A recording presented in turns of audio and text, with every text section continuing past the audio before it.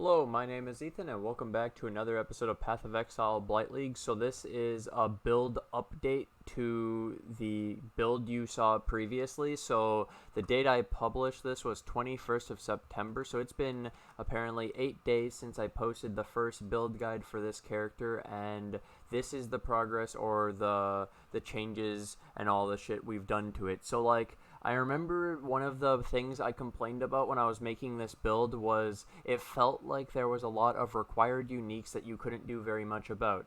Well, after doing a ton of testing, I can now assure you that you don't require a lot of those uniques, and they were just cheaper alternatives to late game options. So also I found out, so biggest difference between the old guide and this one is we don't use Geoffrey Sanctuary, we don't use Alberon Soldier Boots, we don't use, we have unset rings, and we don't go to 1200 strength, we only go to 1000. So those are that's the quick overview, okay? But now I'll go over the actual full-on why I changed everything and all the changes I made. So the first big change was the chestplate. I've talked about this a lot. Geoffrey's Sanctuary was pretty cool in the build, but it had Zealot's Oath. The rest of Geoffrey's Sanctuary is amazing. I fucking love Geoffrey's Sanctuary, except for Zealot's Oath. If Zealot's Oath didn't exist on the chestplate, it would be insane. So I think it's a downside, and so I swapped out for this insane chestplate that I crafted in video. It was 20, or how I crafted this was a serrated fossil plus a pristine fossil, and I attempted 20 tries, and then I hit this, and I got really lucky, okay? Do not account for, don't count on this happening. Also, this is an eye level 86 to roll the max life. So I could take out Alberon Soldier Boots, because apparently I could just wear normal boots with reses and stuff without worrying about the strength requirement. So if you don't need the strength from the boots, then you can take out the soldier boots. The belt is just life, reses, chaos res, armor, etc. Good stats, and I specifically had the 35 strength. It's actually not necessary. You see how I'm still over 1000? So I could take off this and get a new implicit or something, or get a completely new belt. For the glove, I've tried 3 different gloves. So I've tried an armor variant, which means when I put it on, I would increase my armor, which increases my physical damage reduction. I found that armor becomes less efficient as you stack it, so low amounts of armor is worth more than super high amounts of armor for this whole physical damage reduction percentage. Yeah, so it's like it falls off heavily. So I realized that straight up armor variants aren't very good for this build, and we would prefer armor evasion, and the reason for that is I feel like a hybrid between armor and evasion is more efficient on stats and for our actual defenses. But after testing armor gloves in general and HP and just HP stacking, I didn't like the difference over Shaper's Touch. So why Shaper's Touch is so good in the build, okay? Right here, when you read Shaper's Touch, it says 2% increased evasion rating per 10 intelligence. So it literally sorry, that was the wrong one I meant to read. 2% increased energy shield per 10 strength. So it literally doubles your energy shield because we have 1000 strength. Now, this is global energy shield, so it includes Spirit Offering from our cast when damage taken setup and from our wand that we're triggering a socketed spell when you use a skill. So this Spirit Offering, instead of only giving, if I took off the glove, instead of only giving 1100 ES, it gives 2000, 2400 sometimes if I have all the auras on. I think, yeah, 2455. And then I tried out Offering to the Serpent Synthesized Legion Gloves. So the interesting thing about this was life leech effects are not removed at full life. So someone pointed that one of my friends on my friends list pointed this out when I kept talking about degens being a problem, but this was when I was running Zealot's Oath. So if you still run Geoffrey's Sanctuary, technically offering to the Serpent synthesized Legion gloves can help remedy the issue of degens killing you through Zealot's Oath because your regen isn't applied to your health, so then the life leech can stay past. But I find life leech super buggy, and it's going away randomly all the time, and it's not actually staying at full life, and it's really weird. So I stopped using them. I don't like them. I don't think they're very good. The rest of the stats suck. Yeah. So then I talked about the shield already, kind of, but I went for an armor evasion variant instead of armor. And the biggest reason is, like I told you, I feel like there's a huge fall off with armor. So it's kind of funny. I had all these different Colossal Tower shields. So I had a 1700 armor shield. I had the 1300 armor shield, but it has more block. You see how it has 31% block. This feels tankier than the high armor one, which is true. Trust me, the block is better than the armor. And then you have 27%. So technically this 31% shield is insane. This one only has 25. We can craft, because we don't need the strength on the shield anymore, we can actually craft block onto the shield, I'm pretty sure. So like right here, 4 to 5% chance to block. That's pretty broken. You could even craft to regenerate percentage of life per second. That's a really good craft. You could craft Chaos Res if you're missing any. There's a lot of options. You could craft the strength and quality to get the extra stats, like just to show when you remove the armor and the quality, you lost like 100 armor and 80 evasion or something insane. I want it. There we go. 5% chance to block. We've raised our chance to block up to 30%. So that's the overview of the gloves and shields that I theoried and did it for you, so you don't have to. So like the build from what I've been seeing is you do not require 1200 strength or any more than 1000. The reason you want 1000 strength in the build is for with at least 1000 strength, 2% of damage dealt by your raised zombies is leached to you as life. This is an amazing effect on top of our base 500 regen or whatever we have, 449. It's pretty insane. Then I found out this. So you see this wand. Yeah, we had our other wand for forever, okay? I sold it, but basically this wand, I found out you can get +1 to all minion skill gems and +1 to all spell skill gems, making this a +2. You can dual wield this +2 for a +4 global to Spectres, Ray Zombie, the Skeletons, everything, Animate Guardian, all of it. All the minion skill gems. It's insane. Absolutely insane. I couldn't believe this existed. So then you wonder, how much does this wand cost? Hey, thanks for subbing. How much does this wand cost? Well, 5x just for the 2 mods, okay? And then if you want an open suffix to be able to craft trigger a socketed spell when you use a skill, it's going to cost you 7x. I tried to craft them myself, okay? I'll explain, because these are 2 prefixes. So you cannot alteration into this. When you alteration spam on a convoking wand, you can only get a prefix and a suffix.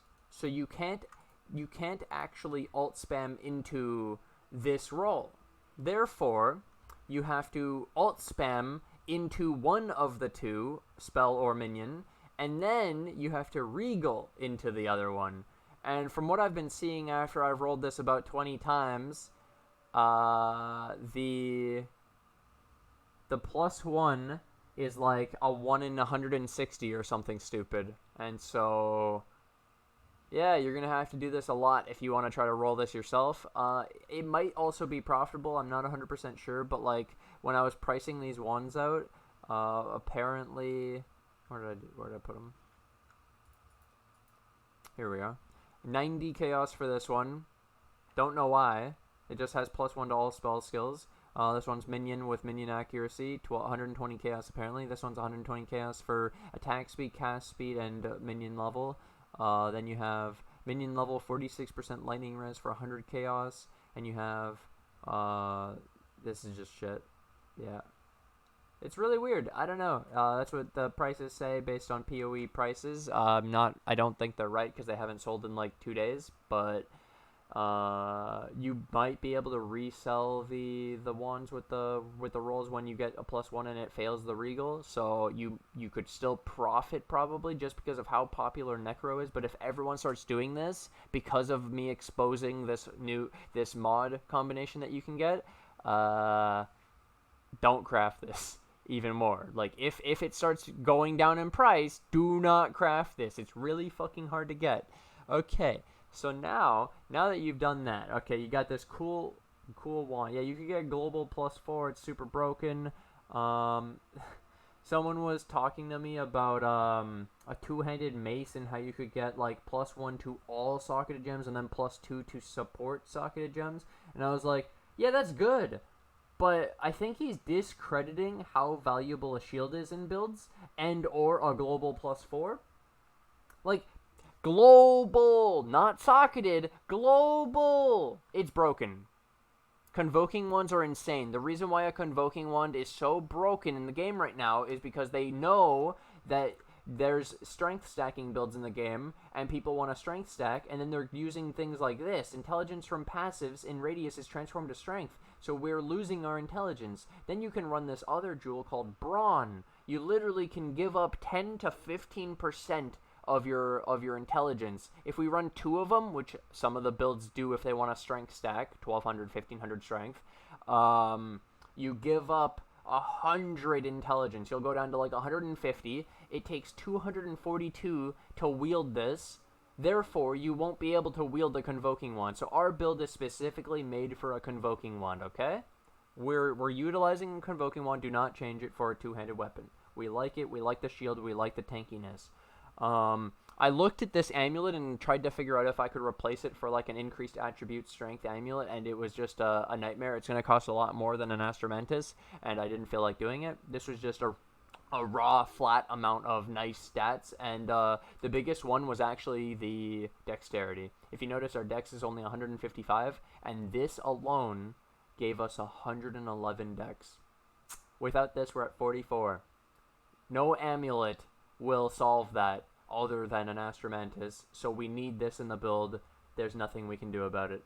I've technically theory crafted that you don't need 1000 strength, and then you don't need the Baron, and you don't need the lifesteal to sustain. We could probably do it through life regen and another means, but I like the lifesteal as a second way to sustain that isn't just life regen. It's really nice. So I'm gonna keep with that. The other thing is I wanted to point out these rings. So now that we're using a rare... Okay, so these rings, let me say it like this. These rings were purchased before I replaced the shield and the boots, okay? So I had to cap my Chaos Res with 3 items.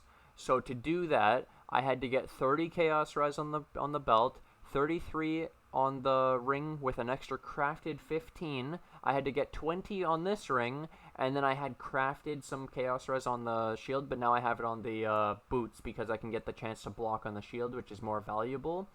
So I wanted to cap Chaos Res, and now you guys will go, why did you want to cap Chaos Res, Ethan? Well, you see, normal mapping, Chaos Res isn't really that big of a deal, but when you go delving, and I've showcased it, or I will showcase it. Basically, there's a lot of degens on the floor, and I've been talking about degens a lot in this build because of the Zealot's Oath, but the degens will melt you if you don't have Chaos Res. You will literally die in half a second. It's insane. It does so much damage. We're talking about damage that it can outdo my life regen of 400 even with max Chaos Res. It's really insane, and it's not just like it's kind of nutty how insane degens can be in deep delving. We're at like 600 right now. So I need Chaos Res, okay? Just because literally you kill things and the floor is just damage. It's just pure damage on the ground. You step on it, you die. So you need Chaos Res when you go deep delving. For normal mapping, The one case where I'd be like, yeah, you kind of need it is Burial Chambers. The boss, the ground that she puts down is chaos damage. You'll notice if you have Chaos Res, you take like nothing from it, but if you don't, you get melted. So there are things in the game that are chaos damage that people don't even realize probably, and it's relevant. You think it's just a quality of life, but there's chaos damage in the game, and if you want to die less, that's why it's a quality of life, by the way, because technically dying is who cares? We can die as many times as we want. Living is a luxury, and so therefore, quality of life, chaos res. But now my point is, I capped these with Alberon's boots, and with only 13 chaos res from the shield. So now you're able to get chaos res from the belt, chaos res from the boots, chaos res from the chestplate, chaos res from the ring, chaos res from the ring, chaos res from the shield. I've given us a lot more options in the build, more rares. I like moving away from uniques because it makes it a lot easier and cheaper to fill out the build, to cap our reses, to cap our chaos res, to get our strength requirements, etc. It's so cool. Now I need to show you this. This one's gonna blow your mind. You made another change to the skill tree, Ethan? Yeah, it's not that big, okay? Look. I was talking to a friend, and Unwavering Stance is a really weird point on the tree, because I was doing a new Necromancer, a different one, a different thing, not strength stacking, okay? And I was looking at this, and I was like, wait, cannot be stunned. Yeah, that's why I picked it. And it cannot evade attacks. Wait, I didn't even realize it had that. So I posted a video, and I talked about, I think it's the silver oil video. I had switched into this shield and stuff already in that video, so I had evasion in the build. And I talked about how evasion feels good. It didn't work. Evasion wasn't working. so it was bullshit. It was all a placebo.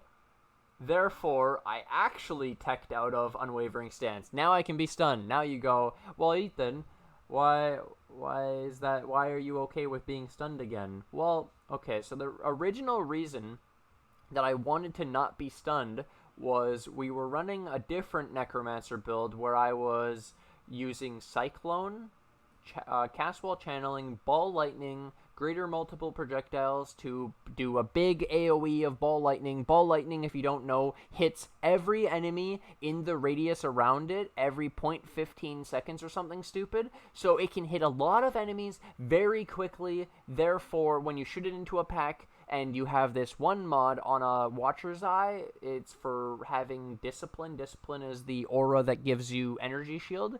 So for having this aura on yourself, you can gain energy shield on hit for hitting enemies. So you would gain like 30 ES energy shield per hit on an enemy, and you're hitting like 1,000 times in like a second. So you're healing insane amounts of health or energy shield. So that was really nice. And the issue was, okay, so Cyclone, you cannot be stunned. But what I found is, if you stop cycloning to summon skeletons, you can be stunned because you're not cycloning anymore. And then, on top of that, we're not freeze immune in the build unless we flask. So, what I found is, deep delving, I'll get hit, and then it'll freeze me, then I can't cyclone because I'm frozen, then I get stunned because I'm not cycloning, and then I die. Like, there's just nothing you can do. So I was like, this is literally required in the build. We have now changed the build so that we could fully AFK. We don't even need to attack. We don't actually hit the enemies unless we want to for the elemental equilibrium and for the purifying flame for the consecrated ground. We don't actually hit them to heal and to sustain or leech or anything. We don't use the Watcher's Eye. We don't do any of that. We just stand there, summon our shit, and let it go. We regen and survive off of life regen, the consecrated ground, and the barren lifesteal from our zombies. So that's the thing. I was like, oh, we don't actually need to actively be able to do inputs anymore. We could sit there tanking, getting stunned, who gives a fuck? We could be frozen, it doesn't matter. As long as our minions are alive and killing and keeping us alive, we're fine. So I tried taking it off because now we'll gain the evasion. So I gained 17% chance to evade. That's huge, right? I was like, Yeah, that's just 17% tankier, basically, I think, right? So that's really awesome. I thought that was a huge benefit. We also, I should add, we gained 2 skill points. So now this was niche. This was because of me. So this would technically allow you to be 95, or if you take off this point, you could be 94 in the build, and you could still be as strong as me without... Okay, so what happens here is I have Lethal Pride. Now, Lethal Pride under... Wait, what the fuck? Under Comb? Okay, it's under Comb. I thought it was Rakiata or whatever. Okay. So on this Lethal Pride, we rolled a 5% increased strength on Redemption, a regenerate 1% of life per second on Righteous Army, a 20% increased armor on Faith and Steel, a 5% increased strength on Devotion, and then over here, we had a 5% increased strength on Holy Dominion. So normally you wouldn't take Holy Dominion, because it's really, really, really fucking bad in this build. But I had rolled a 5% increased strength, and as I already told you, that 5% increased strength put me over so that I could take off the strength from the shield and able to craft myself the extra 5% chance to block. So it does gain me a lot. This is niche. You don't need to do this. Yeah.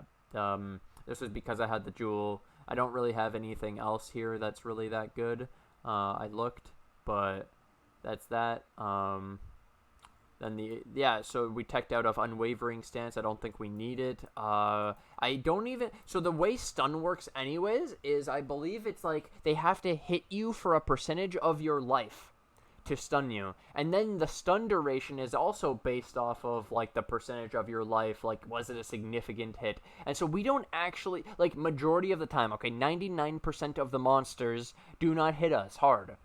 On mapping, tier 16s, and all the crazy, like, high-tier content, we are stomping without even taking damage. It's only in, like, Uber Elder where we're getting hit hard, and that's when we get, like, slightly frozen or cold or chilled or whatever. That's what's mostly going to happen. Stunned isn't really going to be a problem, and even if we get stunned, we have ways to come back from it, which is our leech, our regen, or whatever.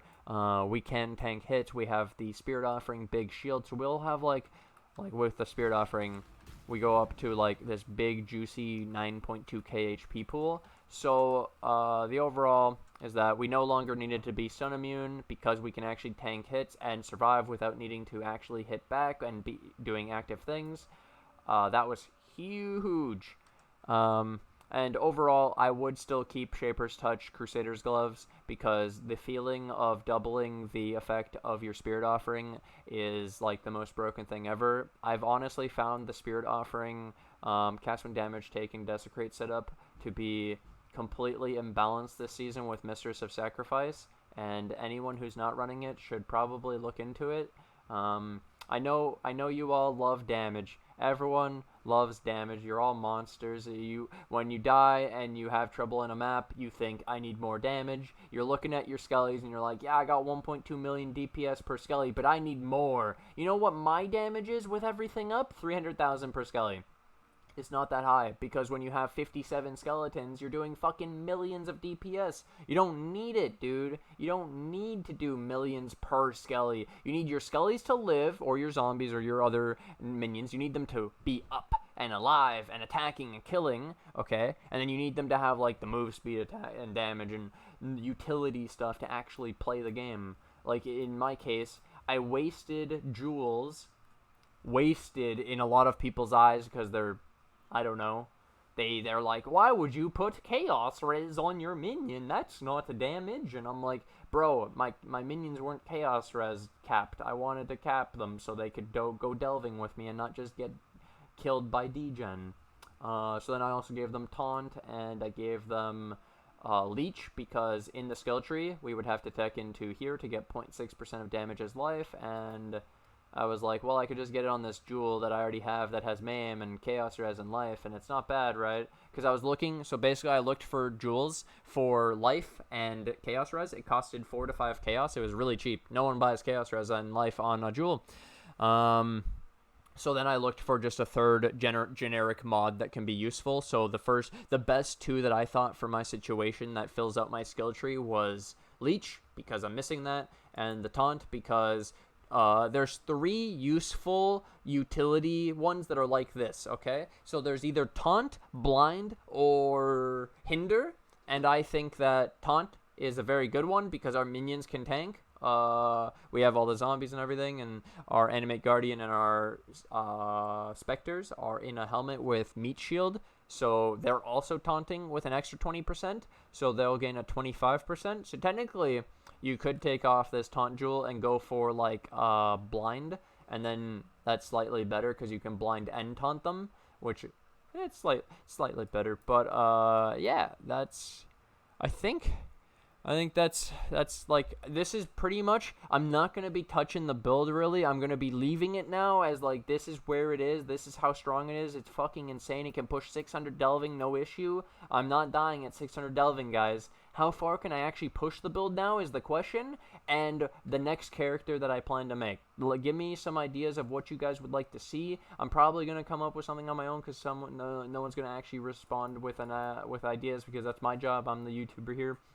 I gotta do the hard work, so I'll come up with another build, but like we'll see if it's another Necromancer or something. I'm not sure, but this one's done. I'm happy with it. I was going to 98 and stuff. I was getting 38 million experience an hour. I'm getting 1 to 2% of my bar finished every time I do a burial chambers, tier 16 with fragments and sextants and all this shit. It's long. It's really long. It'll literally take me 6 hours to level up or something, and I don't look forward to it, so I don't want to do this anymore. Other cool shit would be to go deep delving and to make more characters and more builds and show off more cool designs. And maybe we find some more broken stuff and then maybe come back to this build and adapt it in the future. But hope you guys have enjoyed this build update, and I'd like to take this time to thank my Patreon. So real quick, let me just take off this and this. I'd like to thank White Wolf and Tridentix for all the support on Patreon. You guys can also support me there. I appreciate all the support. Then there's also, I have memberships on YouTube. It's like Patreon, but on YouTube. You can support me as well. I have 4 members on YouTube. You get a little badge next to your name that is me wearing a leather helmet from Minecraft if you become a member. And it goes up as you stay subscribed or like membered, so it'll go like iron and then diamond and emerald. Yeah, it's really cool. I thought it was neat. It's a way to show that you guys are supporting me if you want to. It shows up in the comment sections even. That was really neat when I found that out. But I hope you guys have enjoyed and can support me, and I'll see you guys in the next video. Peace.